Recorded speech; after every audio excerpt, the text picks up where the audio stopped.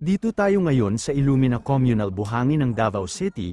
Mayroon tayo e-repair dito na isang LED chandelier. Ang problema nito, kumikirap-kirap na lang ang kanyang LED. Medyo may kabigatan din ito ng kaunti ang kanyang chandelier. Dahil dito sa kanyang mga crystal ball glass, tanggalin lang sa muna natin itong mga glass ball niya at para di masyadong mabigat pag iibaba ko ito.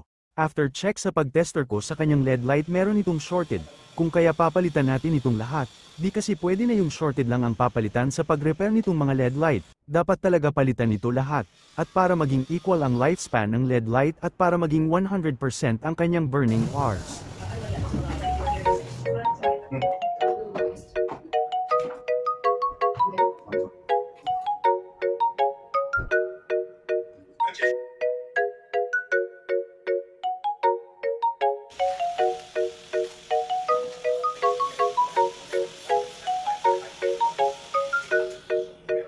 Pagkatapos natin ma-replace ang mga LED light niya, ibalik na natin ito sa Kisame at try kung kumikirap-kirap pa din ba, at ayon okay na siya, at magbibigay na lang din tayo ng 3 months warranty para dito sa kanyang unit, at para makasigurado sila ma'am na okay ang ginawa natin trabaho dito.